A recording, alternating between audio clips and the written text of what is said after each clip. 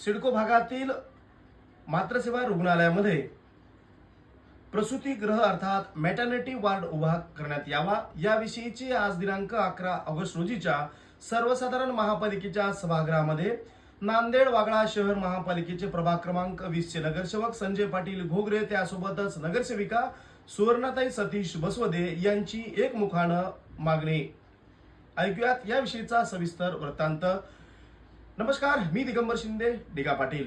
सिडको स्थापनेपासून या भागात कामगार वस्ती तसंच सर्वसामान्यांची वस्ती असा हा सर्वसामान्य कुटुंबाची वस्ती असणारा हा भाग आहे. नांदेड वागळा शहर महापालिकेच्या वतीनं वर्ष 2011 रोजी आज घडीला सिडको महापालिकेचं क्षेत्रीय कार्यालय क्रमांक ज्या ठिकाणी 6 आहे त्याच मजल्याच्या खालच्या तळमजल्यावरती मातृसेवा रुग्णालयाची उभारणी 2011 रोजी तत्कालीन माजी मुख्यमंत्री तथा विद्यमान खासदार अशोकराव चव्हाण, उच्च व तंत्र शिक्षण राज्यमंत्री DP सावंत, आजही आमदार आणि यापूर्वी सुद्धा विधान परिषदेचे सदस्य असलेले अमरनाथ राजूरकर, त्यासोबतच महापौर अजय बिसेन, आयुक्त विपुल विनायक, सिडको भागातले तेव्हाचे नगरसेवक स्थायी समितीचे सभापती आणि आता स्वीकृत सदस्य असलेले दिलीप कंदकुर्ते आणि इतर मान्यवरांच्या उपस्थितीमध्ये 2011 रोजी मातृसेवा रुग्णालयाची उभारणी करण्यात आली होती.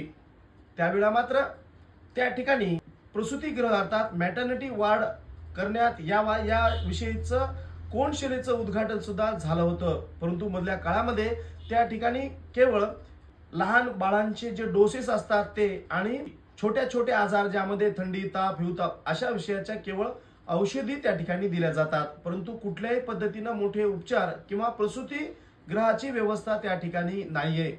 त्यामुळं आज 11 ऑगस्ट रोजी नांदेड वागळा शहर महापालिकेची सर्वसाधारण सभा आयोजित करण्यात आली होती आणि याच सर्वसाधारण सभेमध्ये महापालिकेचे नगरसेवक संजय शिवाजीराव पाटील घोगरे त्यासोबतच सौभाग्यवती सुवर्णाताई सतीश बसवदे यांनी सिडको भाग हा मोठ्या प्रमाणात वाढतो आहे, या ठिकाणी कामगारांची वस्ती आहे आणि महिलेला प्रसूतीच्या वेळी विष्णुपुरीच्या शासकीय रुग्णालयात अथवा खाजगी रुग्णालयाचा आसरा घ्यावा लागतो. त्यामुळं तात्काळ आणि सिडको भागामध्ये पायाभूत सुविधा आहे, त्या ठिकाणी जागा आहे. फक्त प्रसूती सेवा मॅटर्निटी वार्ड जर उभारला गेला तर सिडको भागातल्या या नागरिकांना याचा लाभ होणार आहे. या रास्त मागणीसाठी संजय पाटील घोगरे त्यासोबतच सुवर्णाताई बसवदे यांचं सिडको भागातील सर्व स्तरातील नागरिकांच्या वतीनं, महिला भगिनींच्या वतीनं ठिकाणी अभिनंदन होते आहे. धन्यवाद.